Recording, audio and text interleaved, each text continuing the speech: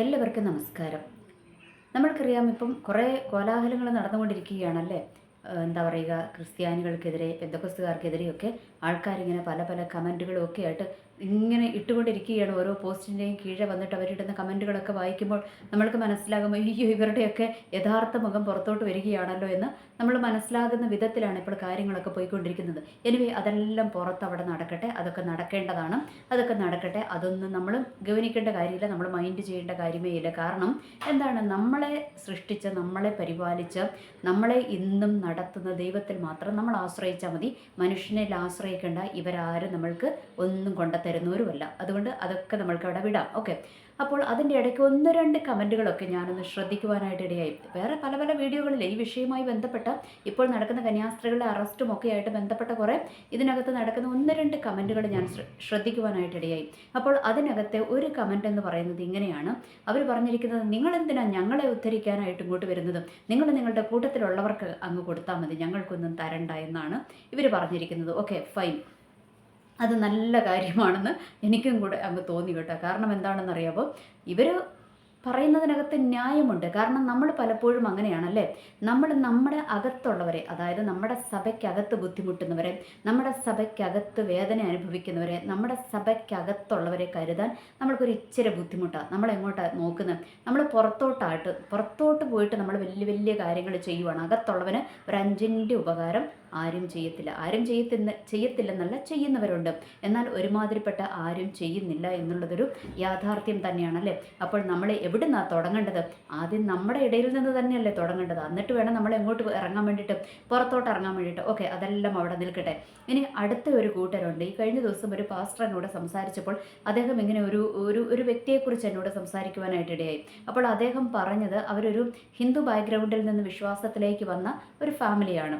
അപ്പോൾ അതിനകത്തെ ഒരു ആൻറ്റി എന്ന് വെച്ചാലും പുള്ളിക്കാരത്തി ഭയങ്കര, നമ്മൾക്കറിയാം ഈ ക്രിസ്ത്യൻ കമ്മ്യൂണിറ്റിയിൽ നിന്ന് തന്നെ പെന്തക്കോസ്തിലോട്ട് വരുന്നവരെ കഴിഞ്ഞും ഇതര കമ്മ്യൂണിറ്റിയിൽ നിന്ന് വരുന്നവർക്ക് ഭയങ്കര ഒന്നും കൂടെ കുറച്ചവർക്കൊരു സ്ട്രോങ്, അവരുടെ ഫെയ്ത്ത് കുറച്ചും കൂടെ സ്ട്രോങ് അല്ലേ.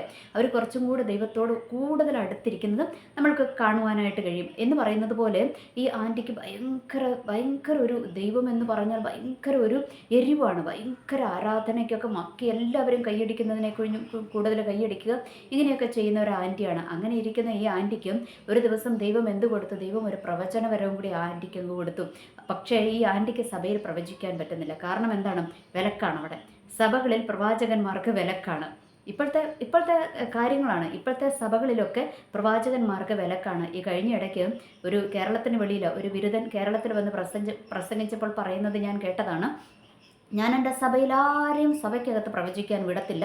ഞാൻ അവരോട് പറയും, നിങ്ങൾ പുറത്ത് പോയി പ്രവചിക്കുക, അല്ലെങ്കിൽ അവിശ്വാസികളുടെ ഇടയിൽ പോയി പ്രവചിക്കുക എന്നാണ് ഈ മഹാൻ പറയുന്നത് കേട്ടത്. ഇത് കുറേ മഹാന്മാർ ഇങ്ങനെ തന്നെയാണ് പറയുന്നത്. സഭയ്ക്കകത്ത് അല്ലെങ്കിൽ സഭയ്ക്കകത്തുള്ളവരോട് പ്രവചിക്കുവാനായിട്ട് ആരെയും അനുവദിക്കത്തില്ല, അവരൊക്കെ പുറത്ത് പോയിട്ട് വേറെയുള്ളവരോട് പ്രവചിക്കണമെന്നാണ് ഇവർ പറഞ്ഞിരിക്കുന്നത്. എന്നാൽ ഫസ്റ്റ് കൊറിന്ത്യൻസ് അതിൻ്റെ 14-ാമത്തെ അധ്യായത്തിനകത്ത് പൗലോസ് വ്യക്തമായിട്ട് ചില കാര്യങ്ങൾ പറഞ്ഞു വെച്ചിട്ടുണ്ട്. എനിക്ക് തോന്നുന്നു ഞാനതൊന്ന് വായിക്കുന്നതാണ് കുറച്ചും കൂടെ നല്ലതെന്ന് തോന്നുന്നു. ഓക്കെ, അപ്പോൾ അതിൻ്റെ ഫസ്റ്റ് കൊറിന്ത്യൻസ് 14-ാം അധ്യായം നമ്മൾക്കൊന്ന് തൊട്ടൊന്ന് ജസ്റ്റ് വായിക്കാം കേട്ടോ. സ്നേഹം ആചരിപ്പാൻ ഉത്സാഹിപ്പിൻ, ആത്മീക വരങ്ങളും വിശേഷാൽ പ്രവചന വരവും വാഞ്ചിപ്പിൻ. അന്യഭാഷകളിൽ സംസാരിക്കുന്നവൻ മനുഷ്യരോടല്ല ദൈവത്തോടത്രേ സംസാരിക്കുന്നു. ആരും തിരിച്ചറിയുന്നില്ലല്ലോ, എങ്കിലും അവൻ ആത്മാവിൽ മർമ്മങ്ങളെ സംസാരിക്കുന്നു. പ്രവചിക്കുന്നവനോ ആത്മീക വർധനയ്ക്കും പ്രബോധനത്തിനും ആശ്വാസത്തിനുമായും മനുഷ്യരോട് സംസാരിക്കുന്നു. അന്യഭാഷയിൽ സംസാരിക്കുന്നവൻ തനിക്ക് താൻ ആത്മീക വർധന വരുത്തുന്നു. പ്രവചിക്കുന്നവൻ സഭയ്ക്ക് ആത്മീക വർധന വരുത്തുന്നു. ഇതിലേക്ക് വരാൻ വേണ്ടിയിട്ടാണ് ഞാനിതൊന്ന് ജസ്റ്റ് വായിച്ചത്. ഈ പ്രവചിക്കുന്നവൻ ആർക്ക് ആത്മീക വർധന വരുത്തുന്നത്? സഭയ്ക്കകത്ത് ആത്മീക വർധന വരുത്തും. സഭയ്ക്ക് ആത്മീക വർധന വരുത്തുമെന്നാണ് ഇവിടെ പറഞ്ഞു വെച്ചിരിക്കുന്നത്. അപ്പോൾ പ്രവചിക്കുന്നവൻ എവിടെ പ്രവചിക്കണം എന്ന് ആദ്യം പറഞ്ഞിരിക്കുന്നത്. പുറത്ത് പ്രവചിക്കുന്നതിന് മുൻപേ ആദ്യം എവിടെയാണ് പ്രവചിക്കേണ്ടത്? സഭയ്ക്കകത്താണ് പ്രവചിക്കേണ്ടത്. സഭയ്ക്കകത്തെന്ന് പറഞ്ഞാൽ സഭയിലുള്ള വ്യക്തികളോട് ദൈവം അരുളപ്പാട് പറഞ്ഞിട്ടുണ്ടെങ്കിൽ അത് അവരോട് പറയണമെന്നാണ് ദൈവത്തിൻ്റെ വചനത്തിൽ വ്യക്തമായിട്ട് പറഞ്ഞു വെച്ചിരിക്കുന്നത്. പക്ഷേ ഇന്ന് നേരെ ഓപ്പോസിറ്റ് ആയിട്ടാണ് പലരും പഠിപ്പിക്കുന്നത്. അവരെന്താണ് പറയുന്നത്? ആർക്കെങ്കിലും പ്രവചനം എന്തെങ്കിലും കിട്ടിയിട്ടുണ്ടെങ്കിൽ എന്ത് ചെയ്യണം? നിങ്ങൾ ആ വ്യക്തികളോട് പോയിട്ട് പറയണ്ട, എന്നോട് വന്ന് പറയണമെന്നാണ് പല പാസ്റ്റർമാരും എന്ന് പഠിപ്പിക്കുന്നത്. ഒത്തിരി പാസ്റ്റർമാർ, ഒന്നോ രണ്ടോ പേരല്ല, ഒത്തിരി പേരിന്ന് അതാ പഠിപ്പിക്കുന്നത്. നിങ്ങൾ പോയിട്ട് ആ വ്യക്തിയോട് പറയണ്ട, നിങ്ങൾ എന്നോട് വന്ന് പറയണമെന്ന്. അപ്പോൾ എൻ്റെ ക്വസ്റ്റ്യൻ എന്താണെന്ന് വെച്ചാൽ, നിങ്ങളോട് വന്ന് പറയണമെങ്കിൽ ദൈവം നിങ്ങളോട് അങ്ങ് അറിയിച്ചാൽ പോരായിരുന്നു. എന്തുകൊണ്ടാണ് നിങ്ങളോട് അറിയിക്കാതെ വേറൊരു വ്യക്തിയുടെ കാര്യം വേറൊരു ആളോട് പറഞ്ഞത്? ഇപ്പം ഞാൻ ഈ ഒരു ആൻറ്റിയുടെ കാര്യം പറഞ്ഞല്ലോ. ഇപ്പം ആ ആൻറ്റിയോടും സഭയിലുള്ള ഒരു വ്യക്തിയുടെ കാര്യമാണ് ഇടപെട്ടതെന്ന് വിചാരിച്ചു. ആ പുള്ളിക്കാരത്തിയോട് ദൈവം അത് ഇടപെട്ടെങ്കിൽ അത് ആ പുള്ളിക്കാരത്തി ആ വ്യക്തിയോട് തന്നെയല്ലേ? ഏത് വ്യക്തിയോടാണോ ഏത് വ്യക്തിക്ക് വേണ്ടിയാണോ ഇടപെട്ടത് ആ വ്യക്തിയോടല്ലേ സംസാരിക്കണ്ടേ? ഇല്ലെങ്കിൽ ദൈവത്തിന് ഈ പാസ്റ്ററിൻ്റെ അടുത്ത് അല്ലെങ്കിൽ ഈ അച്ഛൻ്റെ അടുത്തങ്ങ് പറഞ്ഞാൽ പോരായിരുന്നു? എന്തുകൊണ്ട് അവരുടെ അടുത്ത് പറയാതിരുന്നേ? ഈ പ്രവാചകന്റെ അടുത്താണ് പറഞ്ഞത്. ഇപ്പോൾ ഈ പ്രവാചകന്റെ അടുത്ത പ്രവാചകയുടെ അടുത്ത വേറൊരു വ്യക്തിയെക്കുറിച്ച് പറഞ്ഞാൽ അത് അവർ തന്നെ അങ്ങോട്ട് പറയാൻ വേണ്ടിയിട്ടല്ലേ അവരെ ഏൽപ്പിക്കുന്നത്. അത് അവരോട് അത് പറയണമെങ്കിൽ അവരുമായിട്ട് വ്യക്തിയുമായിട്ട് എന്തെങ്കിലും കണക്റ്റഡ് ആയിരിക്കും. എന്ന് വെച്ചാൽ ഒന്നെങ്കിൽ അവർ ആ വ്യക്തിക്ക് വേണ്ടി പ്രാർത്ഥിക്കുന്നവരായിരിക്കും. അതല്ല എങ്കിൽ എന്താണ്, ആ വ്യക്തിനെ തുടർന്ന് പ്രാർത്ഥിക്കുവാൻ വേണ്ടിയിട്ടായിരിക്കും. അതിനൊക്കെ ആയിരിക്കും മറ്റുള്ളവരോട് അറിയിക്കുന്നത്. പക്ഷേ ഇവിടെ വേറെയാണ് പരിപാടി എന്താണ്? നിങ്ങളോട് പറഞ്ഞിട്ടുണ്ടെങ്കിൽ എന്നോട് വന്ന് പറയണം, എന്നിട്ട് ഞാൻ എൻ്റെ സൗകര്യം പോലെ പറഞ്ഞോളൂ. അതാണ് ഇപ്പോഴത്തെ കാര്യം.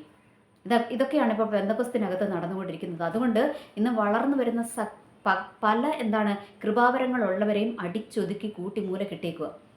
അവർക്കൊന്നും അത് പുറത്തോട്ട് എടുക്കുവാനായിട്ട് പറ്റുന്നില്ല. അങ്ങനെ ചെയ്യുമ്പോൾ ആരെയാണ് ഒതുക്കുന്നത്?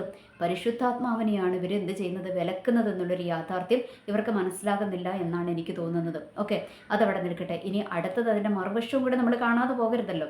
അപ്പോൾ ഇവരിങ്ങനെ പറയുന്നതിന് മറ്റൊരു കാരണം കൂടിയുണ്ട്. ഈ കാണുന്നവനും വരുന്നവനും പോകുന്നവനും എല്ലാം പ്രവാചകനാണെന്ന് പറഞ്ഞെന്ന് എഴുന്നേറ്റിരിക്കുക. എന്നിട്ട് ഇവനൊക്കെ എന്താ പറയുന്നതെന്ന് ഒരു ഇതുമില്ല, തലയുമില്ല വാലും ഇല്ലാത്ത പ്രവചനമായിട്ട് ചിലർ ഇറങ്ങിയേക്കുവാണ്. അപ്പോൾ ഈ കേൾക്കുന്നവനാകപ്പെടാൻ അന്തം വിട്ടിരിക്കും. ഈ പുള്ളി എന്തായി പറയുന്നത്, ആരുടെ കാര്യമാണ് ഈ പറയുന്നതെന്ന് ഇങ്ങനെ അന്തം വിട്ടിരിക്കുന്ന ഒരു കൂട്ടരുമുണ്ട്. എന്ന് വെച്ചാൽ സ്വന്തം വയറിന് വേണ്ടിയിട്ട്, സ്വന്തം കയ്യിൽ പൈസ ഉണ്ടാക്കാൻ വേണ്ടിയിട്ട് കള്ളപ്രവചനം പറയുന്ന ഒരുപാട് പ്രവാചകന്മാരും പ്രവാചികമാരും ഒക്കെ ഇന്നുണ്ട്. അവർക്ക് പേര് കിട്ടാൻ വേണ്ടിയിട്ട് അല്ലെങ്കിൽ പൈസ ഉണ്ടാക്കാൻ വേണ്ടിയിട്ടൊക്കെ കുറേ കള്ളപ്രവാചകന്മാരും പ്രവാചികമാരും ഇന്ന് അവൈലബിൾ ആണ്. അപ്പോൾ അതുകൊണ്ടാണ് പാസ്റ്റർമാരും അച്ഛന്മാരും ഒക്കെ ഇന്ന് പ്രവാചകന്മാരെ ഒരു പരിധിവരെയൊക്കെ വിലക്കുന്നതിനേയും കാരണം. ഇനി രണ്ടാമത്തത് എന്താണ്? ദൈവം നമ്മൾക്ക് ജ്ഞാനം തന്നിട്ടുണ്ട്. ഒരു കാര്യം നമ്മളോട് പറയുമ്പോൾ അതിനെ വിവേകത്തോടെ പറയുവാനായിട്ട് നമ്മൾ തയ്യാറാകണം. എന്ന് വെച്ചാൽ പ്രവചനം മറച്ചു വെക്കണം എന്നല്ല. അതിൻ്റെ അർത്ഥം പ്രവചനം പറഞ്ഞതുപോലെ തന്നെ പറയണം. പക്ഷേ ഇപ്പോൾ നമ്മൾ അറ്റവും മുറിയും ആയിട്ട് പറയാൻ നിൽക്കാതെ അതിൻ്റെ ഒരു ഓർഡറായിട്ട് ദൈവം തരുന്നത്, ഇനി നമ്മൾക്ക് ആദ്യം പറഞ്ഞത് മനസ്സിലായില്ലെങ്കിൽ അത് ദൈവത്തോട് ചോദിച്ച് അതിനൊരു ക്ലിയർ ആയിട്ടുള്ളൊരു ക്ലാരിഫിക്കേഷൻ കിട്ടിക്കഴിഞ്ഞിട്ട് വേണം അത് വ്യക്തികളോട് ഷെയർ ചെയ്യാൻ വേണ്ടിയിട്ട്. അങ്ങനെയും ചെയ്യേണ്ടതുണ്ട്.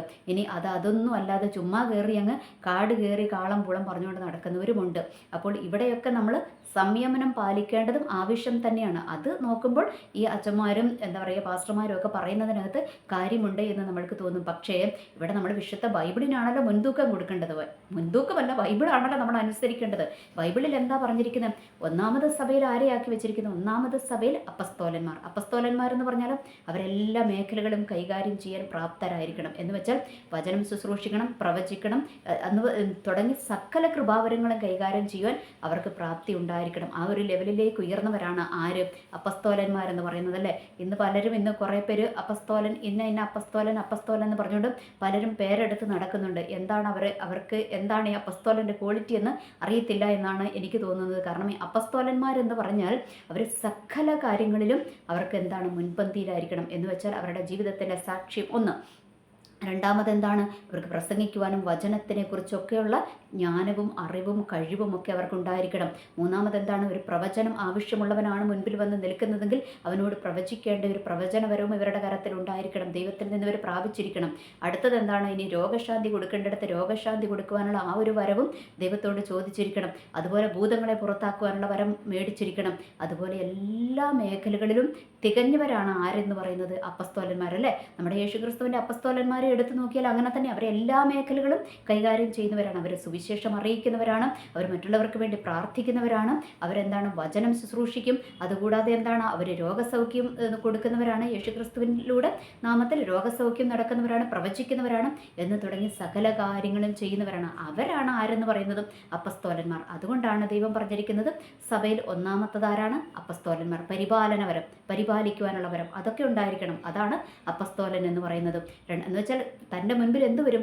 പല തരത്തിലുള്ളത് വരും. എല്ലാത്തിനെയും ഹാൻഡിൽ ചെയ്യുവാനുള്ള ഒരു കൃപയും ക്ഷമയും സഹാനുഭൂതിയും ഒക്കെ ഉണ്ടായിരിക്കണം. ഇങ്ങനെയുള്ളവരാണ് ആര്? അപ്പസ്തോലന്മാർ. ഇനി രണ്ടാമത്തത് ആരെയാണ്? പ്രവാചകനെ ആക്കി വെച്ചിരിക്കുന്നത്. അപ്പസ്തോലൻ കഴിഞ്ഞാൽ അടുത്ത സ്ഥാനം പ്രവാചകനാണ് സഭയിൽ കൊടുത്തിരിക്കുന്നത്. അപ്പോൾ നമ്മൾ ഈ പ്രവാചകന്മാരെ വിലക്കുമ്പോൾ എന്താ നമ്മൾ ചെയ്യുന്നത്? സഭയുടെ ആത്മീക വർധനവിനെ നമ്മൾ തടയിടുകയാണ് ചെയ്യുന്നത് അല്ലേ. ആത്മീക വർധനവിനെ തടയിടുന്നു. അതുകൂടാതെ എന്താണ്, മറ്റുള്ളവർ അല്ല അവരുടെ ആ ഒരു കൃപാവരത്തെ പരിശുദ്ധാത്മാവിനെ വിലക്കുകയും കൂടിയാണ് ചെയ്യുന്നത് എന്നുള്ളൊരു യാഥാർത്ഥ്യം കൂടെ തിരിച്ചറിയേണ്ടത് വളരെ ആവശ്യമാണ്. അപ്പോൾ നമ്മൾ എന്താണ്, ഒരു പരിധിവരെ ഇവർ ചെയ്യുന്ന കാര്യങ്ങളൊക്കെ നമ്മൾ അംഗീകരിക്കേണ്ടി വരും. മറുഭാഗത്ത് എന്താണ്, പ്രവാചകന്മാരെ അല്ലേ, നല്ല പ്രവാചകന്മാരുണ്ട്, ദൈവത്തിൻ്റെ പരിശുദ്ധാത്മാവിനാൽ നയിക്കപ്പെടുന്ന പ്രവാചകന്മാരുണ്ട്. അവരെയൊക്കെ നമ്മൾ വിലക്കേണ്ട കാര്യമില്ല. അവരെയൊക്കെ തിരിച്ചറിയുവാനായിട്ട് അല്ലേ, വൃക്ഷത്തെ ഫലം കൊണ്ട് തിരിച്ചറിയാമെന്ന് എന്താ പറഞ്ഞിരിക്കുന്നത്, വചനത്തിൽ തന്നെ പറഞ്ഞിട്ടുണ്ട്. അപ്പോൾ അതുകൊണ്ട് അവരെയൊക്കെ തിരിച്ചറിഞ്ഞ് അവർക്ക് വേണ്ടിയിട്ട് പ്രവചിക്കാൻ, എന്ന് വെച്ചാൽ ഒരു സഭയിൽ ഒരു വ്യക്തി വേറൊരു വ്യക്തിയോട് പ്രവചിക്കുന്നതിന് തെറ്റില്ല എന്നാണ് ദൈവത്തിൻ്റെ വചനം പറഞ്ഞിരിക്കുന്നത്. അപ്പോൾ ഒരു വ്യക്തിക്ക് വേറൊരു വ്യക്തിയെക്കുറിച്ച് എന്തെങ്കിലും ദൈവം അരുളപ്പാട് കൊടുത്തിട്ടുണ്ടെങ്കിൽ അത് അവരോട് പോയി പറയുവാനുള്ളൊരു സ്വാതന്ത്ര്യം അവർക്ക് കൊടുക്കേണ്ടത് വളരെ ആവശ്യമാണ്. ഇന്ന് എന്താണ്, ഇന്ന് എല്ലാത്തിനും വിലക്ക് കൽപ്പിച്ചിരിക്കുകയാണ്. അപ്പോൾ വിലക്കും ഒരു പരിധിവരെ ആവശ്യമാണ് എന്നുള്ളൊരു യാഥാർത്ഥ്യം കൂടെ നമ്മൾ തിരിച്ചറിയേണ്ടതുണ്ട്. അതുകൊണ്ട് നമ്മൾ എന്താണ്, കൃപാവരങ്ങൾ അല്ലേ, കൃപാവരങ്ങൾ ദൈവത്തോട് നമ്മൾ പ്രാപിച്ച് മേടിക്കണമെന്ന് ഇവിടെ അപ്പസ്തോലൻ ഇവിടെ പറഞ്ഞു വെച്ചിരിക്കുകയാണ്. പൗലോസ് ഇവിടെ പറഞ്ഞു വെച്ചിരിക്കുകയാണ്. അപ്പോൾ നമ്മൾ എന്ത് ചെയ്യണം, നമ്മൾ കൃപാവരങ്ങൾ ദൈവത്തോട് മേടിക്കണം. എന്നിട്ട് ഈ കൃപാവരങ്ങൾ മേടിച്ചിട്ട് അതെന്താ ചെയ്യേണ്ടത്, അത് പൂഴ്ത്തി വെക്കാനാണോ? അല്ല, താലന്തുകളുടെ ഉപമയുണ്ടല്ലേ, അത് പൂഴ്ത്തി വെക്കാനല്ല, അതെന്ത് ചെയ്യണം, അത് വ്യാപാരം ചെയ്യണം. എന്ന് വെച്ചാൽ അത് ആവശ്യമുള്ളവർക്ക് അത് നമ്മൾ വിളമ്പക തന്നെ വേണം. പിന്നെ രണ്ടാമത്തത് എന്താണ്, ഇത് നമ്മൾ പണത്തിന് വേണ്ടിയുള്ള ഉപാധിയാക്കി മാറ്റരുത് അല്ലേ.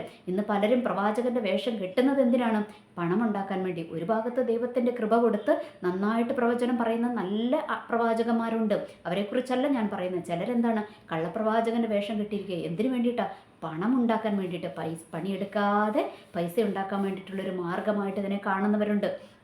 അപ്പോൾ ഇതൊന്നും അധികം നാൾ മുൻപോട്ട് പോകുമോ, പോകത്തില്ലല്ലേ. കാരണം ആരെ വെച്ചാ കളിക്കുന്നത്, ദൈവത്തിൻ്റെ പരിശുദ്ധാത്മാവിനെ വെച്ചാ കളിക്കുന്നത്. ദൈവത്തിൻ്റെ വചനത്തിൽ എന്താ പറഞ്ഞിരിക്കുന്നത്, മനുഷ്യപുത്രനെതിരായി പറയുന്ന വാക്ക് ക്ഷമിക്കപ്പെടും, എന്നാൽ പരിശുദ്ധാത്മാവിന് വിരോധമായി സംസാരിക്കുന്നവനോട് അവനോട് ക്ഷമിക്കത്തില്ലെന്നാണ് പറഞ്ഞിരിക്കുന്നത്. അപ്പോൾ അതുകൊണ്ട് നമ്മൾ അതൊക്കെ ഒന്ന് ചിന്തിക്കേണ്ടത് വളരെ ആവശ്യമാണ്. കൃപാവരങ്ങൾ സഭകളിൽ ജ്വലിച്ചുകൊണ്ടിരിക്കണം. അവരെ അടിച്ചമർത്തുകയല്ല വേണ്ടതും, അവർക്ക് അതിനുള്ള അവസരങ്ങൾ നമ്മൾ ഒരുക്കി കൊടുക്കുക തന്നെ വേണം എന്നുള്ളൊരു യാഥാർത്ഥ്യം കൂടെ നമ്മൾ തിരിച്ചറിയുക. കാരണം ദൈവത്തിൻ്റെ വചനത്തിൽ അതാ പറഞ്ഞിരിക്കുന്നത്, സഭയിൽ പ്രവചനപരവും വേണം, അന്യഭാഷയും വേണം. അന്യഭാഷയിൽ സംസാരിക്കുന്നവൻ ആരോടാ സംസാരിക്കുന്നത്, അവൻ ദൈവത്തോടാ സംസാരിക്കുന്നത്, ആത്മാവിൽ മർമ്മങ്ങളെ സംസാരിക്കുന്നു എന്നാണ് പറഞ്ഞിരിക്കുന്നത്. അത് തന്നെത്താൻ അവനവന് വേണ്ടിയിട്ടാണ് നമ്മൾ എന്ത് ചെയ്യുന്നത്. ഇനി സഭയുടെ കാര്യം പറഞ്ഞിരിക്കുകയാണ്. സഭയിൽ ചുമ്മാ അന്യഭാഷ മാത്രം പറഞ്ഞുകൊണ്ടിരിക്കുക പറഞ്ഞിട്ടില്ല. അതെന്താണ്, അങ്ങനെ പറയുന്നവൻ എന്തുണ്ടായിരിക്കണം, വ്യാഖ്യാനിക്കാനുള്ള കൃപയും കൂടി ഉണ്ടെങ്കിലേ സഭയിൽ എന്ത് പറയാവുള്ളൂ.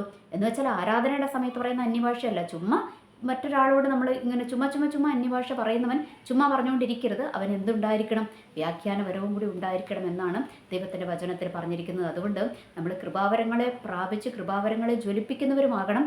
കൃപാവരങ്ങളെ എന്താ പറയുക, ദുരുപയോഗം ചെയ്യുന്നവരുമാകാതിരിക്കുക. കൃപാവരമുള്ളവരെ അടിച്ചമർത്താതെ ഇരിക്കുവാനും നമ്മൾക്ക് പ്രത്യേകം ശ്രദ്ധിക്കേണ്ടത് വളരെ ആവശ്യമാണെന്നുള്ളൊരു യാഥാർത്ഥ്യം ഒന്ന് ജസ്റ്റ് ഓർമ്മിപ്പിക്കാൻ വേണ്ടിയിട്ടാണ് ഞാൻ ഈ വീഡിയോ ഒന്ന് ചെയ്തിരിക്കുന്നത്. എനിവേ, എല്ലാവർക്കും നല്ലൊരു ദിവസം ആശംസിക്കുന്നു. നന്ദി, നമസ്കാരം.